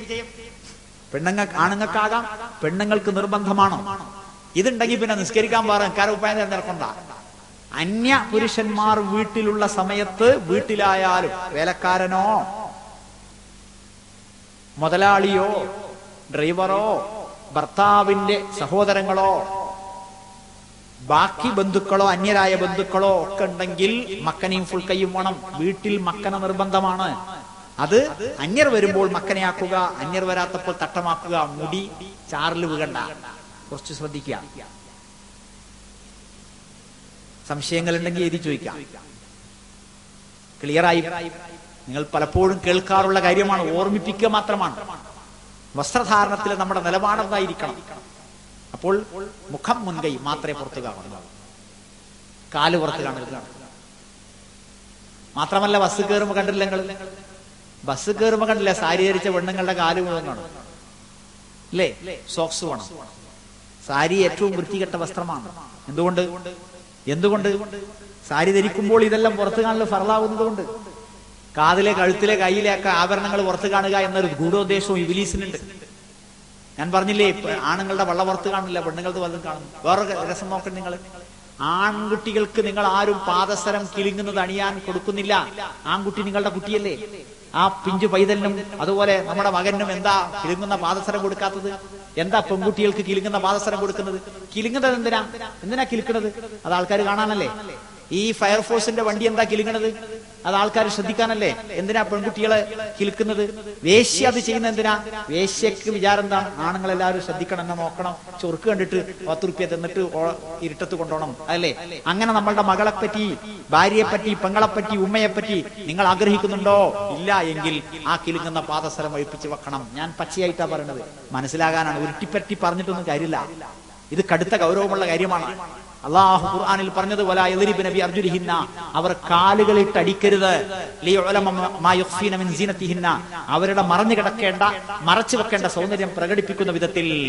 അതാണ് ഒരു പെണ്ണിങ്ങനെ അടങ്ങി ഒതുങ്ങി ഇങ്ങനെ കടന്നു പോകാനാണ് അള്ളാഹു കൽപ്പിക്കുന്നത്. അതിനാണ് നമ്മളൊക്കെ വിചാരിക്കുന്നത്, ലോകത്തുള്ള മനുഷ്യന്മാരൊക്കെ വിചാരിക്കണം എന്താ, എന്റെ മോളെ ആരും കഷ്ടപ്പെടുത്തരുതെന്നല്ലേ, ശല്യപ്പെടുത്തരുതെന്നല്ലേ. പക്ഷെ ഇബ്ലീസ് വിചാരിക്കണം എന്താ, നിന്റെ മോളെ എല്ലാവരും ഒന്ന് കാണണം, ശ്രദ്ധിക്കണം, ഒന്ന് തോണ്ടണം, ഒന്ന് പിടിക്കണം, പ്രേമക്കത്ത് കൊടുക്കണം, ഒന്ന് ഫോൺ ചെയ്യണം, ശല്യപ്പെടുത്തണം, കഷ്ടപ്പെടുത്തണം, അല്ലെ? അതിന്റെ അപ്പുറപ്പുറപ്പുറൊക്കെ. എങ്കിൽ അതിനുള്ള മാർഗമാണ് കിലുങ്ങുന്ന പാദസരം, അതിന്റെ മാർഗമാണ് ചുരിദാറ്. മുന്നും പിന്നൊക്കെ ഒന്ന് ശരിക്ക് മുഴപ്പിച്ച് കാണിക്കാനാണല്ലോ ചുരിദാർ ധരിക്കുന്നത്, അല്ലേ? അല്ലാത്തവരുണ്ട് കേട്ടോ, അത് കുറച്ച് വീതിയും വിസ്താരമൊക്കെ ഉള്ള വസ്ത്രമാണെങ്കിൽ കുഴപ്പമില്ല.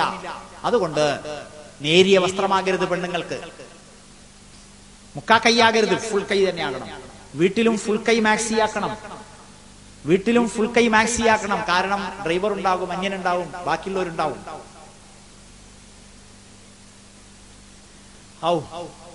വലിയ പ്രയാസല്ലേ? അല്ല, മുസ്ലിം ആകണമെങ്കിൽ മതി, ഇതൊക്കെ നിർബന്ധമൊന്നുമില്ല.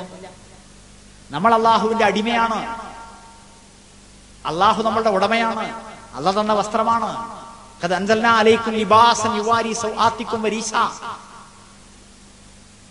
ഇതാ നാം നിങ്ങൾക്ക് വസ്ത്രം ഇറക്കി തന്നിരിക്കുന്നു. എന്തിന്? നാണം മറക്കാൻ. പിന്നെ ചൊറുക്കിനുമാണ്.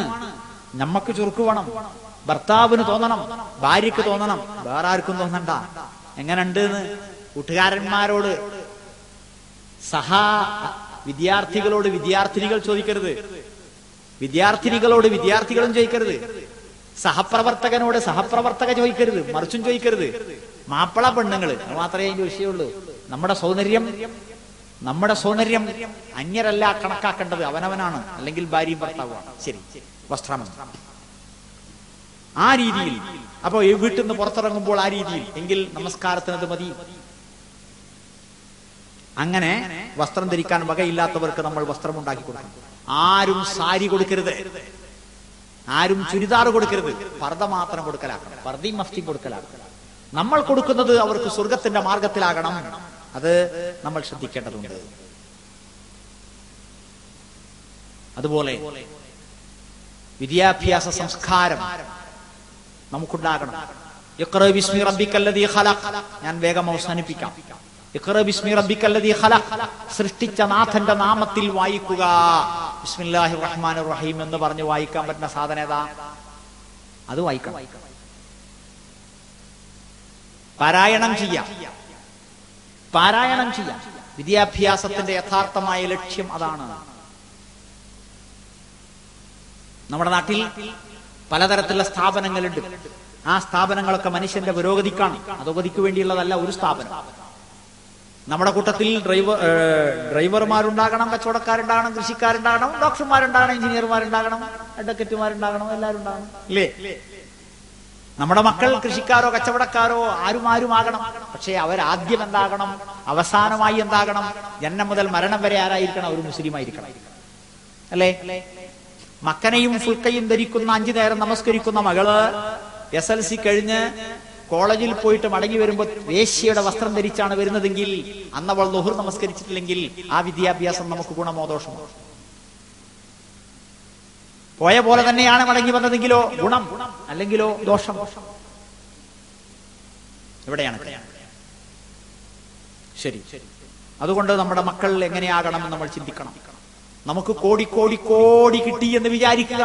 നമ്മൾ പോയത് നേരെ നരകത്തിലേക്കാണെങ്കിലോ? എവിടെയാണ് വിഷയം? നമുക്കൊന്നും കിട്ടിയില്ല ഇവിടെ, എങ്കിൽ ശാശ്വതമായ സ്വർഗം കിട്ടുമെങ്കിലോ? അവിടെയാണ് കാര്യം. അതിനാൽ നമ്മുടെ മക്കളെ കൊണ്ട് നമ്മൾ എന്ത് ഉദ്ദേശിക്കുന്നു? നിങ്ങളുടെ മകൻ ഡോക്ടറായിട്ട് നിങ്ങൾക്കെന്താ? എഞ്ചിനീയറായിട്ട് നിങ്ങൾക്കെന്താ? എന്താണ് നിങ്ങൾ ആലോചിക്കണം?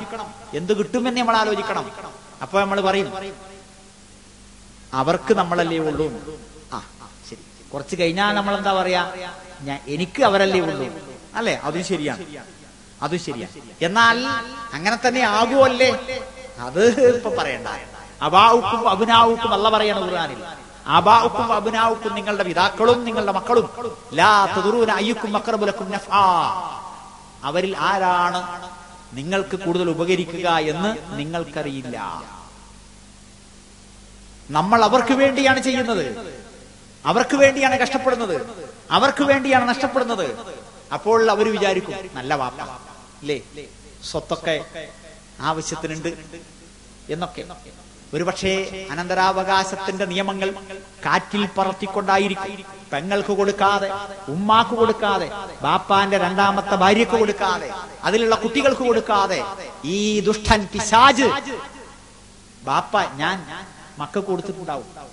മക്കൾ വിചാരിക്കും നല്ല വാപ്പ ഇല്ലേ, അപ്പൊ നമുക്കൊരു സന്തോഷം, എന്റെ മക്കളൊക്കെ എന്നെ വിലമതിക്കുന്നുണ്ട്, സ്നേഹമാണ്, സന്തോഷമാണ്. പക്ഷേ ആരാന്റെ പച്ചയിറച്ചി, ആരാന്റെ കരളാണ് തിന്നെങ്കിൽ അതുപോലെ കൈക്കൂലിയോ കരിഞ്ചന്തയോ പൂത്തിയോപ്പോ തട്ടിപ്പോ മുഖേനയാണ് ഈ കുട്ടിക്ക് നേട്ടമുണ്ടായതെങ്കിൽ ഇന്ന് ബാപ്പ അങ്ങനെയൊക്കെ പറയും, മക്കൾ അങ്ങനെയൊക്കെ പറയും. സ്ത്രീധനം കൊടുത്ത് മകളെ കെട്ടിച്ചാൽ മകൾ എന്ത് പറയും? ബാപ്പ നല്ല വാപ്പ, അമ്മ നല്ല അമ്മ, ആങ്ങള നല്ല ആങ്ങള അല്ലേ? എന്നാൽ ഈ 3 ഉദാഹരണത്തിലും നാളെ പരലോകത്തിന് സംഭവിക്കുമെന്നറിയോ? പടച്ചോനെ, എന്റെ തന്തയാണ് എന്നെ ഇങ്ങനെ ഹറാമ് തീറ്റിയത്, എന്റെ തള്ളയാണ് എന്നെ ഈ ഹറാമ് തീറ്റിയത് എന്ന് പറയും. എന്റെ അമ്മോശനാണ് പടച്ചോനെ എന്നെ നശിപ്പിച്ചത്, എനിക്ക് സ്ത്രീധനം തന്നത് എന്റെ അമ്മോശനാണ്, എന്റെ അമ്മായിമ്മയാണ്, അവരെ നരകത്തിലിട് എന്ന് അള്ളാഹുവിന്റെ അടുക്കൽ ഈ മനുഷ്യന്മാര് പറയും. ഒരു പേടിയും പേടിക്കണ്ട, പറയും. അപ്പോ ഇവിടുന്ന് വേഗം നോയിക്കോളി, ഇപ്പൊ കഴിച്ചിലാകാൻ നോയിക്കോളി. നാളെ സമയം കിട്ടിയില്ലാന്ന് വരും, നമ്മൾ ഇന്ന് വീട്ടിലെത്തിയില്ലാന്ന് വരും. ഞാൻ ഏതാനും സമയം കൂടി പ്രസംഗിച്ച് ഇറങ്ങണം എന്ന് വിചാരിക്കുന്നു. ഞാൻ തന്നെ സ്റ്റെപ്പ് ഇറങ്ങോ, അതല്ല എന്റെ മയ്യത്തുമായി നിങ്ങൾ ഇറങ്ങോ, അറിയില്ല. ഈ പ്രസംഗം കഴിഞ്ഞ് വീട്ടിൽ ചെന്ന് നിങ്ങൾക്ക് വേണ്ടി ഒരുക്കിയ ഭക്ഷണം കഴിച്ച് നിങ്ങൾക്ക് വേണ്ടി ഒരുക്കിയ പായയിൽ കിടക്കയിൽ കിടന്നുറങ്ങണമെന്ന് നിങ്ങൾ വിചാരിക്കുന്നു. നമ്മൾ വീട്ടിലെത്തുവോ, ഭക്ഷണം കഴിക്കുവോ, കിടക്കുവോ, ഏതിടവഴിയിൽ വെച്ചാണ് മരണം? ഒരു ആക്സിഡന്റായി, പാമ്പായി, അറ്റാക്കായി നമ്മളെ പിടികൂടുക. അള്ളാഹു നമ്മളെ മുസ്ലിമായി മരിപ്പിക്കുമാറാകട്ടെ. അപ്പോൾ സമയമല്ല, ഇപ്പൊ തീരുമാനിച്ചു. ഓരോ കാര്യങ്ങൾ നമ്മുടെ മക്കൾക്ക് വേണ്ടിയാണ്, മാതാപിതാക്കൾക്ക് വേണ്ടിയാണ്, ഭാര്യയ്ക്ക് വേണ്ടിയാണ്, ഭർത്താവിന് വേണ്ടിയാണ് നമ്മുടെ നന്മകൾ ചിലരൊക്കെ നഷ്ടപ്പെടുത്തുന്നത്. കുറച്ചൊക്കെ കണ്ണിമ്പണ എന്താണ്? അങ്ങനെയൊക്കെ നോക്കിയാൽ നടക്കുവോ? ജീവിക്കണ്ടേ എന്നാണ് ഇബ്ലീസ് ചോദിക്കുന്നത്. ആരാ ചോദിക്കുന്നത്? ഇബ്ലീസ്. അതാരാ? ഞാനും നിങ്ങളും. ഇസ്ലാം ചോദിക്കുന്നത് മരിച്ചു പോണ്ടേന്നാ. ഇവിടെ ജീവിക്കും, എവിടെ ജീവിക്കും? അള്ളാഹു ഖുർആനിൽ പറഞ്ഞത്, ഈ ദുനിയാവിലും ഏത് ജന്തുവുണ്ടോ അതിന്റെ അന്നം അള്ളാഹുവിന്റെ അടുക്കലുണ്ട്. സമയത്തിന് മുമ്പ് മരിക്കുന്ന പ്രശ്നമില്ല, സമയത്തിന് മുമ്പ് മരിക്കുന്ന പ്രശ്നമില്ല. തിന്നാനുള്ളത് തിന്നിട്ടേ, കുടിക്കാനുള്ളത് കുടിച്ചിട്ടേ, ഉടുക്കാനുള്ളത് ഉടുത്തിട്ടേ, ശ്വസിക്കാനുള്ളത് ശ്വസിച്ചിട്ടേ, ആ അവസാനത്തെ ശ്വാസവും ഉള്ളിലേക്ക് വലിച്ചിട്ടേ മരിക്കൂ. ഞമ്മക്കോലല്ലേ ഉള്ളൂ, അതെ. അവർക്ക് നമ്മളല്ലേ ഉള്ളൂ, അതെ. പക്ഷേ പരലോകത്തോ? യൗമ യഫിറുൽ മർഉ മിൻ അഖീഹി വസാഹിബതിഹി വബനീഹി, അല്ലേ? മക്കളിൽ നിന്ന്, മാതാപിതാക്കളിൽ നിന്ന്, ഭാര്യയിൽ നിന്ന്, ഭർത്താവിൽ നിന്ന് മനുഷ്യൻ ഓടിയകലുകയാണ്. ഇന്ന് ഭാര്യനെ കാണുമ്പോ ഭർത്താവിനും, ഭർത്താവിനെ കാണുമ്പോ ഭാര്യയ്ക്കും കാന്തം മാതിരിയാണ്. ഒപ്പമാണ് കെട്ടിപ്പിടിച്ച് കിടക്കുന്നത്. ബാപ്പിയും മോനും, ഉമ്മയും മോനും, ഉമ്മയും മോളും, ബാപ്പിയും മോളും തമ്മിൽ ഒന്നിച്ചാണ് നടക്കുന്നത്. ഒന്നിച്ച് ഭക്ഷണം കഴിക്കാൻ വേണ്ടി മണിക്കൂറുകളോളം വിശന്ന് കാത്തിരിക്കുന്ന സഹോദരി സഹോദരന്മാർ തമ്മിലും അങ്ങനെ തന്നെ ബന്ധമാണ്. ആ ബന്ധത്തിന്റെ ശക്തിയാണ്, അല്ലേ? പക്ഷേ പരലോകത്ത് ചെല്ലുമ്പോൾ അവർ ഓടിയകലുകയാണ്. ബാപ്പാനെ കാണുമ്പോ മോനും മോളും, ഉമ്മാനെയും ബാപ്പാനെയും കാണുമ്പോ മോനും മോളും ഓടുക, മക്കളെ കാണുമ്പോ ബാപ്പിയമ്മി ഓടുക, ഭാര്യയെ കാണുമ്പോ ഭർത്താവും, ഭർത്താവിനെ കാണുമ്പോ ഭാര്യ ഓടുക. എന്തുകൊണ്ട്? കണക്ക് പറയാൻ പറ്റാത്ത കണക്കാണുള്ളത്. യവദ്ദുൽ മുജ്രിമു ലൗ യഫ്തദി മിൻ അദാബി യൗമിഇദിൻ ബിബനീഹി വസാഹിബതിഹി വഅഖീഹി വഫസീലതിഹി അല്ലതി തൂവി വമൻ ഫിൽ അർളി ജമീഅൻ സുമ്മ യുൻജി. മാതാപിതാക്കള്, മക്കള്, ഭാര്യ, ഭർത്താവ്, ലോകത്തുള്ള മുഴുവൻ മനുഷ്യരെയും നരകത്തിലിടാൻ കൊടുത്തിട്ട് രക്ഷപ്പെടാൻ ആഗ്രഹിക്കുന്നു. പടച്ചോനെ, എന്റെ ബാപ്പാനെ തരാ, എന്റെ മോനെ തരാ എന്നാ പറഞ്ഞത്. എന്താണ് കുട്ടിക്ക് അസുഖമായപ്പോൾ ഉമ്മ പറഞ്ഞത്? അസുഖം മാറ്റാൻ വേണ്ടി ലക്ഷങ്ങളോ കോടികളോ ആയിരങ്ങളോ പതിനായിരങ്ങളോ ചെലവാക്കി. എല്ലാം അവസാനിച്ചു. അപ്പോൾ നമ്മൾ ബാപ്പ, നമ്മൾ ഉമ്മ, ബാപ്പാന്റെ കാര്യം അത്ര പറയാൻ പറ്റില്ല. ഉമ്മ പറയും, പടച്ചോനെ, ആ അസുഖം നീ എനിക്ക് തന്നേക്ക്, ഞാൻ മരിച്ചോളാം, എന്റെ കുട്ടിന്റെ അസുഖം ഒന്ന് മാറ്റി, ഇല്ലേ? ആ ഉമ്മ യൗമ തദ്ഹലു കുല്ലു മുർദിഅത്തിൻ അമ്മാ അർളഅത് വതലൗ കുല്ലു ദാത്തി ഹംലിൻ ഹംലഹാ. മലയൂട്ടുന്ന തള്ള മല കുടിക്കുന്ന കുട്ടിയെ വലിച്ചെറിയുന്നു, ഗർഭിണി പ്രസവിക്കുന്നു. ആ പരലോകത്ത് വെച്ച് ഉമ്മ പറയും, പടച്ചോനെ, എന്റെ മോനെ നരകത്തിലിട്, എന്നെ ഒന്ന് രക്ഷപ്പെടുത്തുക. അത്രയും ഭീകരമാണ് നരകം.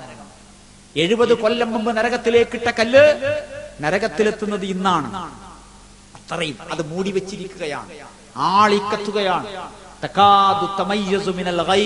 കോപം കൊണ്ട് കത്തിജ്വലിക്കുന്ന തീനാളങ്ങളാണ്. അള്ളാഹു നമ്മളെ ആ നരകശിക്ഷയെ രക്ഷിക്കുമാറാകട്ടെ. അപ്പോൾ ആ പരലോകത്ത് വെച്ച് അധർമ്മമായി, അനർഹമായി, അക്രമമായി നമ്മൾ വല്ലതും മക്കൾക്കോ ഭാര്യക്കോ ഭർത്താവിനോ ആങ്ങളക്കോ പെങ്ങൾക്കോ അളിയനോ അമ്മോശനോ കൊടുത്തിട്ടുണ്ടെങ്കിൽ, വാങ്ങിയിട്ടുണ്ടെങ്കിൽ, ഇന്ന് സുഖമാണ്, സന്തോഷമാണ്, സംതൃപ്തിയാണ്. സഹോദരാ ശ്രദ്ധിക്കും. സ്വത്ത്, അനന്തര സ്വത്ത് അനുഭവിക്കുന്നതിലും ഖുർആൻ പറഞ്ഞില്ലേ, അനന്തര സ്വത്ത് നിങ്ങൾ ഒന്നാകെ അടന്തുകയാണ്. ബാപ്പാക്ക് കൊടുക്കാതെ, ഉമ്മാക്ക് കൊടുക്കാതെ, ആങ്ങളക്ക് കൊടുക്കാതെ, പെങ്ങക്ക് കൊടുക്കാതെ, ജ്യേഷ്ഠാനുജന്മാർക്ക് കൊടുക്കാതെ, കള്ളന്മാരായ തന്തമാർ, പെൺമക്കൾ മാത്രമുള്ള കള്ളന്മാരായ തന്തമാർ സ്വത്ത് മുഴുവൻ പെമ്മക്കും ഭാര്യക്കും എഴുതി വെച്ച് ചാകുന്നു. ഞാൻ പറയുന്നത് കടുത്തു പോകുന്നുണ്ടോ? ചെയ്യുന്നതാണ് കടുപ്പം, ചെയ്തതാണ് കടുപ്പം. എന്തിന്റെ പേരിൽ? 8-1, 6-1 ഒക്കെ ഈ എന്റെ ജ്യേഷ്ഠനും അനുജനും എന്റെ പെങ്ങക്കും കിട്ടാതെക്കാൻ വേണ്ടി പെമ്മക്കൾ മാത്രമുള്ള ഞാൻ അത് സ്വത്ത് എഴുതി വെച്ച് പോകുന്നു. പടച്ചോനെയാണോ വഞ്ചിക്കുന്നത്? ഇപ്പോൾ നമ്മുടെ കയ്യിൽ പണമുണ്ട്, ഇപ്പോൾ നമ്മുടെ കയ്യിൽ പറമ്പുണ്ട്, ഓഹരി കൊടുക്കാൻ. പരലോകത്ത് വല്ലതുമുണ്ടോ? ഇല്ല. അതുകൊണ്ട് ആ പരലോകത്തെ ഭയപ്പെടുക. നമുക്ക് കിട്ടിയ സ്വത്തിനെ പറ്റി ചിന്തിക്കുക. 1 ഇഞ്ച് ആരാണ്ടതുണ്ടോ? ഒരു തരി ആരാണ്ടതുണ്ടോ? ഒരു റബ്ബറോ, ഒരു തേങ്ങയോ, ഒരടക്കയോ, ഒരു ചുക്കോ, ഏലമോ, കാപ്പിയോ, എന്തെങ്കിലും ഒരിറ്റ് വെള്ളമെങ്കിലും നമുക്ക് അനർഹമായതുണ്ടോ? പരസ്യമായി പരലോകത്തെ മാനം രക്ഷിക്കാൻ വേണ്ടി പരസ്യമായി കൊടുക്കണം. പടച്ചവനെ, ഇതാ ഞാൻ നിന്നോട് ദ്രോഹം ചെയ്തിരിക്കുന്നു. ജനങ്ങളെ, ഈ മുജാഹിദായ ഞാൻ എന്റെ പ്രസ്ഥാനത്തെ നശിപ്പിച്ചിരിക്കുന്നു. ആരുടെ സ്വത്താണോ നമ്മൾ അപഹരിച്ചത് അവരോട് പരസ്യമായി മാപ്പ് പറയാ. പെങ്ങളെ മാപ്പ്, ജ്യേഷ്ഠ അനുജ മാപ്പ് എന്ന് പറഞ്ഞ് നമ്മൾ അത് ചെയ്യണം. അല്ലാഹുവിന്റെ അടിമകളാണ് നമ്മൾ. അതുകൊണ്ട് നമ്മൾ അനർഹമായി കൊടുത്താലും വാങ്ങിയാലും അബദ്ധമാണ്. എന്താ? സ്ത്രീധനം കൊടുക്കുമ്പോൾ പണമോ പറമ്പോ അറയോ വിസയോ ജോലി വാഗ്ദാനമോ ആയി പെണ്ണിന്റെ വീട്ടുകാർ നേരിട്ടോ അല്ലാതെയോ ചോദിച്ച സംഗതികൾ, ഇതെല്ലാളെ വിട്ട്, കള്ളനായ അമ്മോനെയും തന്തനെയും വിട്ട്, ചെങ്ങായിനൊക്കെ വിട്ടിട്ട് ചോദിപ്പിക്കുക. ചിലരെന്താ പറയാ, ഏട്ടൻ കിട്ടിയ പത്ര കിട്ടി, പെങ്ങളെ കൊടുത്തപ്പോ അങ്ങനെ കൊടുത്ത് എന്നൊക്കെ ഇബ്ലീസിന്റെ വർത്താനം പറയാ. കള്ളൻ മുജാഹിദ്. സ്ത്രീധനം വാങ്ങണ കാര്യത്തിൽ ഏറ്റവും വലിയ കള്ളന്മാരും മുജാഹിദീങ്ങളാണ്. കൊടുക്കണ കാര്യത്തിൽ അങ്ങനെ. പിന്നെ സ്ത്രീധനം കൊടുക്കുമ്പോൾ നമ്മളെന്താ, മോളെ കെട്ടിക്കാനാണ് അല്ലേ? പക്ഷേ 2 തെറ്റാണ് ചെയ്യുന്നത്. ഒന്ന് കൊടുക്കുക എന്നുള്ളത്, രണ്ടാമത് വാങ്ങാൻ ഓന് സഹായം ചെയ്ത് കൊടുക്കുകയാണ്. ഹറാമാണ്. അവൻ കഴിക്കുന്ന ഭക്ഷണം അത്രയും ഹറാമാണ്. അതുകൊണ്ട് വല്ല കാറും വാങ്ങി ആ ഓട്ടം മുഴുവൻ, അതുകൊണ്ടൊരു കട തുടങ്ങിയാൽ ആ കടയിൽ നിന്ന് കിട്ടുന്ന ലാഭം മുഴുവൻ. ദയവായി നിങ്ങളുടെ മകളെ, നിങ്ങളുടെ പെങ്ങളെ ഹറാമ് തീറ്റരുത്. സ്ത്രീധനം കൊടുക്കുന്നവർ 2 കുറ്റക്കാരാണ്, വാങ്ങുന്നവർ 2 കുറ്റക്കാരാണ്. മാനാഭിമാനമുള്ള മനുഷ്യരെ വാങ്ങരുത്, ആണത്തമുള്ളവരെ വാങ്ങരുത്, മുജാഹിദുകളെ വാങ്ങരുത്, മനുഷ്യരെ വാങ്ങരുത്, രാഷ്ട്രീയ പ്രവർത്തകരെ വാങ്ങരുത്. ഇന്ത്യ രാജ്യത്തിന്റെ നിയമത്തിന് വിരുദ്ധമാണ് സ്ത്രീധനം, ഹറാമാണ് സ്ത്രീധനം, മനുഷ്യത്വത്തിന് വിരുദ്ധമാണ് സ്ത്രീധനം. വിഷത്തിന് പകരം കഷായം തരേണ്ടവളാണ് അവളോടാണോ ആണത്തമില്ലാതെ, നട്ടലില്ലാതെ, ഉളുപ്പില്ലാതെ പൈസ വാങ്ങുന്നത്? ബാപ്പെന്തിനായി ചെയ്യുന്നത്? മോന് വേണ്ടി സ്ത്രീധനം വാങ്ങുമ്പോ ബാപ്പാന്റെ വിചാരം എന്താ? എന്റെ മോനോടുള്ള പ്രിയം കൊണ്ടാണ്. ഓനോട് പറയും ചെയ്യും, എടാ എനിക്ക് വേണ്ടിയിട്ടല്ല, നിനക്ക് വേണ്ടി തന്നെയാണ്. ശരിയാണ്, നിങ്ങൾ ഇതൊക്കെ പറയും. പക്ഷേ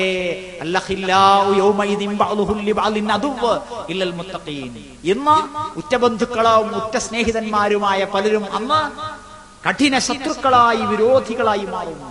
ഇതാണ് വിഷയം. അതുകൊണ്ട് നമ്മുടെ കാര്യങ്ങളും നമ്മുടെ ആരാധനകളും അനുഷ്ഠാനങ്ങളും സൽസ്വഭാവ സംസ്കാര മര്യാദകളും ഒന്നും ബലിയഴിച്ചുകൊണ്ട് നമ്മൾ ആരെയും സ്നേഹിക്കരുത്. നമ്മൾ സ്നേഹിക്കണം.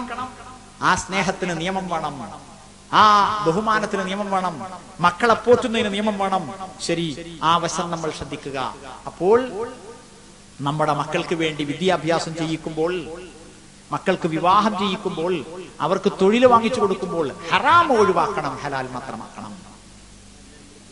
ശരി, ഇവിടെ ഈ സമുദായത്തിന് നമ്മളെ പറമ്പിന് വേലി വേണം, നമ്മുടെ പാടത്ത് കീടനാശിനി വേണം, റബ്ബറിനും നമ്മുടെ സ്വത്തിനുമെല്ലാം കേടുപാടുകൾ വരുമ്പോൾ അത് നേരെയാക്കാൻ വേണം, അല്ലേ?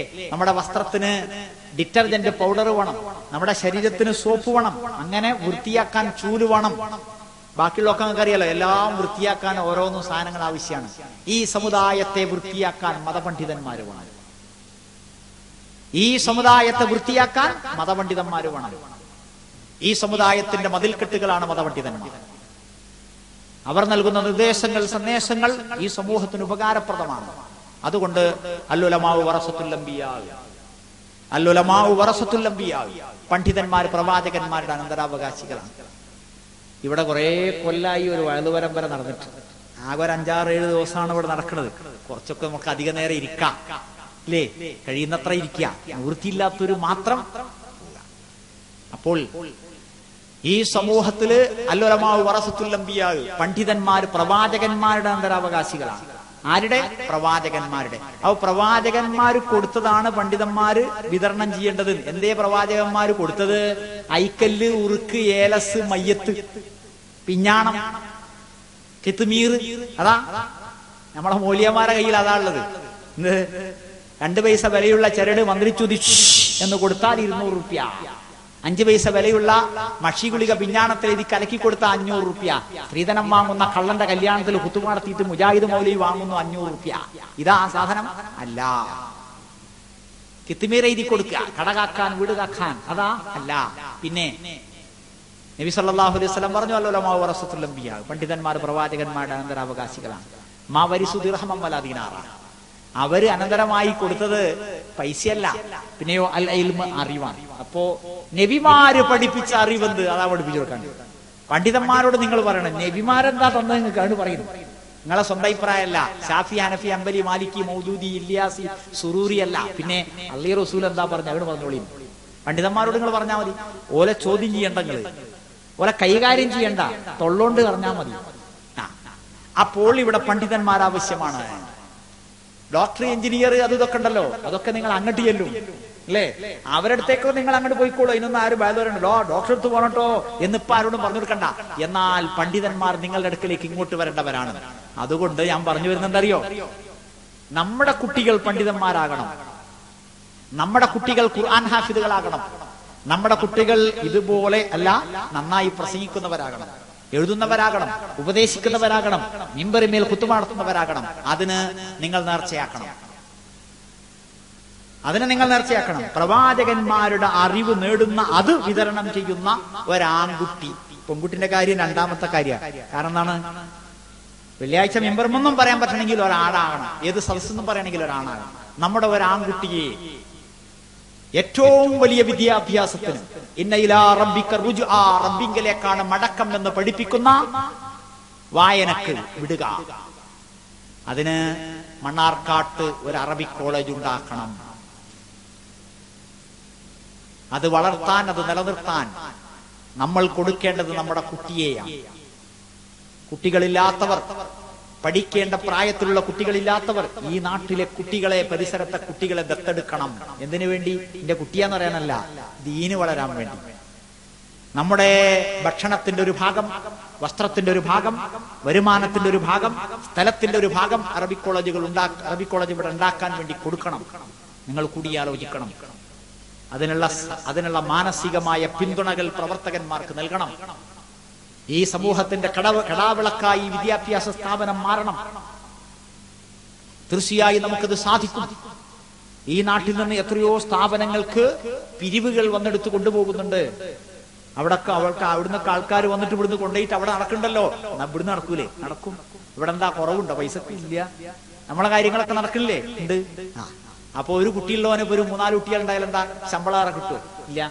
എന്ന് വെച്ചാൽ ഏതൊരു സ്ഥാപനത്തിലെ ഈ ശമ്പളം കുട്ടികളെ നോക്കിയിട്ടല്ല. എങ്കിൽ 10 കുട്ടിയുള്ളവനും ഒരു ശമ്പളത്തുമ്പല കയ്യിന്, ഒരു കുട്ടിയുള്ളവനും ഒരു ശമ്പളത്തുമ്പല കയ്യിന്. നിങ്ങൾക്കൊക്കെ ഒരു കുട്ടിയോ 2 കുട്ടിയോ ഉണ്ടെങ്കിൽ ഒരു 3-4 കുട്ടി ഉണ്ട് എന്നാണ് മനസ്സിലായി കഴിയുന്നത്. അല്ലേ? 1 കോടി 2 കോടിയൊക്കെ വരുമാനമുള്ളവരുണ്ടല്ലോ. ഒരു 25 കുട്ടികളുണ്ടായാലും എന്താ അധികം വരുമോ? ഇല്ല. കാരണം ഒരു മനുഷ്യന്റെ ശമ്പളം എത്രയാ? അതിന്റെ 10 ഇരട്ടി 20 ഇരട്ടി സമ്പാദിക്കുന്ന ആളുകൾ ഇപ്പൊ അല്ലേ ഉണ്ട്. അപ്പൊ 25 30 കുട്ടികളെ ഏറ്റെടുക്കാൻ വല്ല പണിയുണ്ടോ? ഇല്ല. വളരെ ലളിതമാണ്. ഇത് സമൂഹത്തിന്റെ മതിൽക്കെട്ടാണ്. നമ്മുടെ പറമ്പിന് മതിൽ വെക്കണോ? വേലി കെട്ടണോ? വേണം. നമ്മുടെ ശരീരത്തിന് വസ്ത്രം വേണോ? വേണം. എങ്കിൽ സമൂഹത്തിനും മതിൽക്കെട്ട് വേണം. അത് മതപണ്ഡിതന്മാരാണ്. ആ വിദ്യാഭ്യാസത്തിന് നമ്മൾ പ്രാമുഖ്യം നൽകണം. ശരി, ഞാൻ അവസാനിപ്പിക്കുക. നമ്മുടെ ജീവിതത്തിലെ ഏത് രംഗങ്ങളിലും ഏത് പ്രതിസന്ധികളിലും പ്രശ്നങ്ങളിലും പ്രയാസങ്ങളിലും അള്ളാഹുവിനെയും അവന്റെ റസൂലിനെയും മറക്കാതെ അവനും അവന്റെ റസൂലും എന്താണോ പറയുന്നത് അത് മാത്രം നമ്മളെ തൊള്ളിയിൽ നിന്ന് വീഴാൻ പോകും. എന്ത് ദേഷ്യം വന്നാലും എന്ത് വികാരം വന്നാലും ആരോട് വെറുപ്പ് വന്നാലും ശരി, നമ്മുടെ വാക്കിൽ നിന്ന് അനാവശ്യമായി ഒന്നും വരരുത്. നമ്മുടെ പ്രവൃത്തിയിൽ അനാവശ്യമായി ഒന്നും വരരുത്. പല ആളുകളും പിണങ്ങുമ്പോൾ അങ്ങനെ ഇങ്ങനെയൊക്കെ പറയും. ഭാര്യയും ഭർത്താവും തമ്മിൽ പിണങ്ങിയാൽ എന്താ പറയാ? ഞാൻ തൂങ്ങിച്ചാകുകയാണ്. നമ്മളെ